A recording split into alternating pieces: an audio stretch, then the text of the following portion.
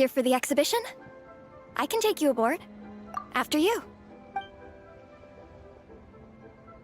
Whoa!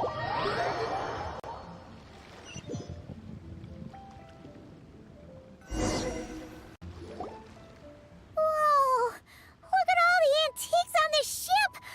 It's almost too much to take in! Greetings.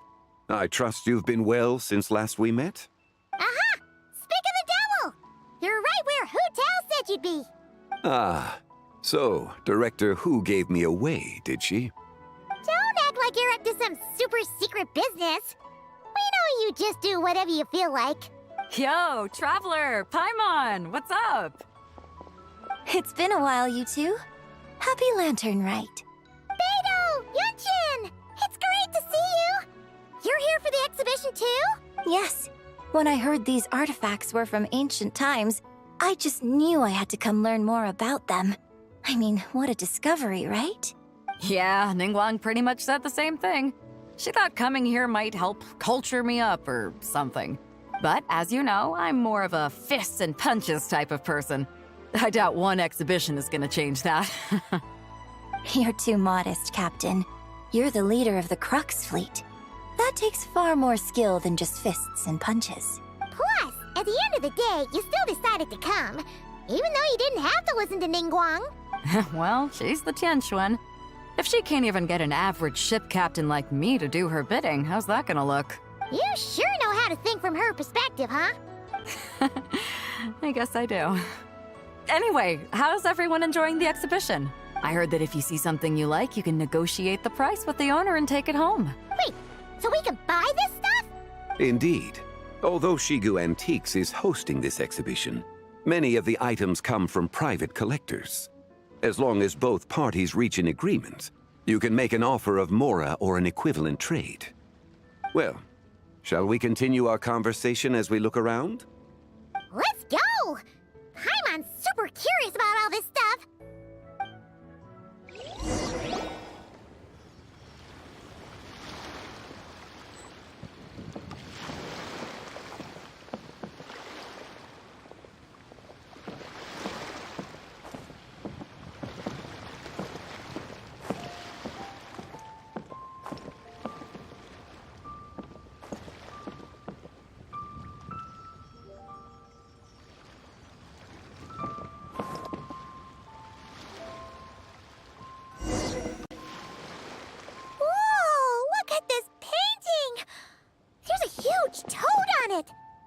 Could it be...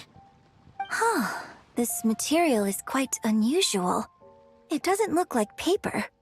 More like silk, or some other kind of fabric. Yeah, I was thinking the same thing.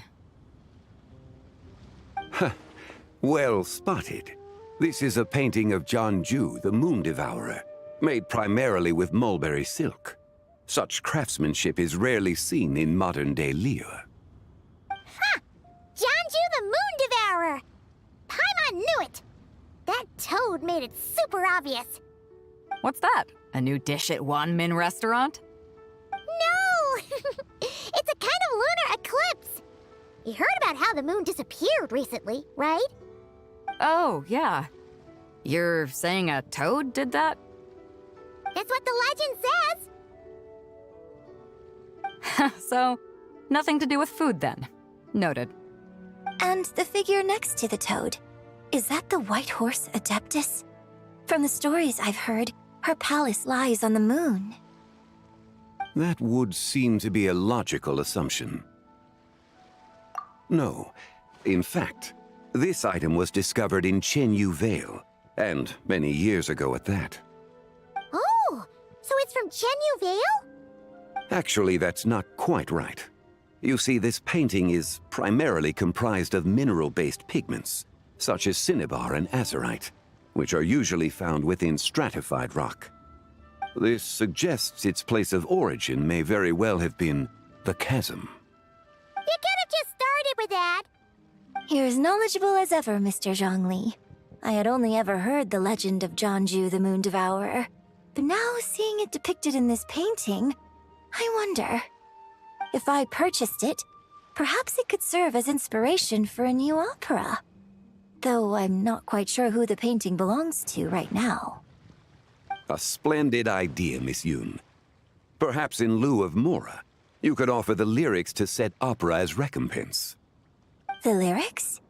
But to whom? Why, to me, of course. I am the owner of this painting, after all. Wait, so you're one of the private collectors of the exhibition? No wonder you knew so much about the painting. But lyrics in exchange for a precious antique? My work could never possibly be of equal value. I don't know about that. I'm not much of a scholar, but even I know your operas are in a league of their own. An astute observation, Captain Beto.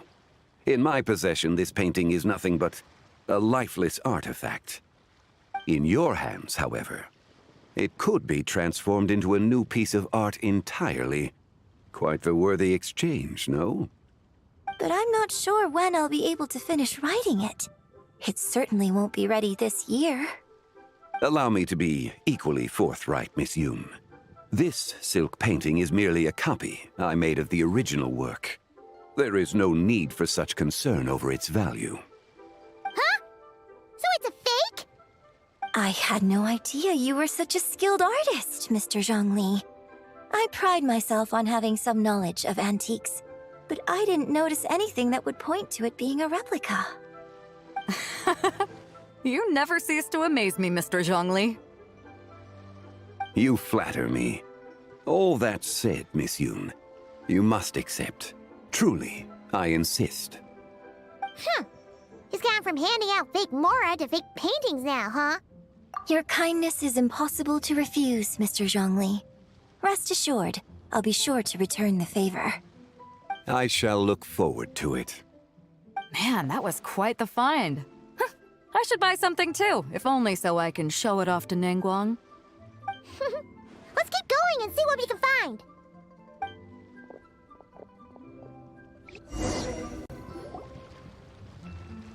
Wow, this bronze war chariot is really something. It must have quite the story behind it. I've never seen anything like it before. Do you know what this is, Zhongli? Ah. I heard from Miss Linlong that a carriage made of Celadon jade was unearthed in the chasm. A copper canopy, a body adorned with flowing clouds and geometric patterns. Yes, this must be the one. A precious piece indeed. This thing's gotta be thousands of years old, right? Crazy to think people back then were capable of such intricate metalwork. Too often, we view the past and future through the lens of the present. Objects that fascinated us as children seem crude later in life. And that's only after a few decades or so of separation. If one were to stretch time across hundreds or thousands of years, one might discover that time is not always a force that pushes things forward. It would seem the people of that era managed to create a remarkable civilization in their own right. Makes me want to get my hands on this even more. Ningguang's gonna be so jealous, don't you think? Has this war chariot caught your eye, Captain Beto? Oh, you must be Linlong from Shigu Antiques. Nice to meet you. This exhibition has been amazing so far. Well, that's all thanks to supportive patrons like you and Mr. Zhongli, of course. As for this war chariot, it was discovered by an archaeological team sponsored by Hoishan Hall. The price comes in at 90 million Mora. How much? 90 million? Woo, looks like my eyes were a bit too big for my wallet. Quite a bargain. A bargain? 90 million Mora could feed Paimon for like 1,000 years! And if you actually went on an eating spree that long, perhaps you'd be considered an antique worth that kind of Mora, too. What, 90 million? Nuh-uh! Paimon's worth way more than that! Well, if Mr. Zhongli thinks it's a good deal, I'm sure it's worth it. Beto's putting way too much faith in Zhongli. What if he's only here to drive up sales? I'll take the chariot, Miss Linlong. Someone will come by with the payment. Quite the discerning eye you have, Captain. After the exhibition ends, I'll have someone deliver it to the Alcor. Actually, could you send it straight to Yujing Terrace? I'd like for the Tianquan to see the proof of my discerning eye for herself. Understood. Great! Yunjin and I both found something. What about you three? Want to keep perusing? And don't worry about the Mora, it's all on me. Nobody's going home empty-handed tonight. I appreciate your kindness, Captain, but I'm afraid I have some private matters to discuss with Miss Linlang. In that case, don't let us keep you, Mr. Zhongli. Right this way. Traveler, Paimon, perhaps you would like to accompany me. What? So you can show us another bargain antique that's so far out of our price range it's not even funny? Other people are always demanding Mr. Zhongli's time, but it's quite rare for him to extend an invitation himself. I wouldn't pass up this opportunity if I were you, Paimon. Yeah, just don't forget to come aboard the Alcor for a drink later. Yeah, guess you're right.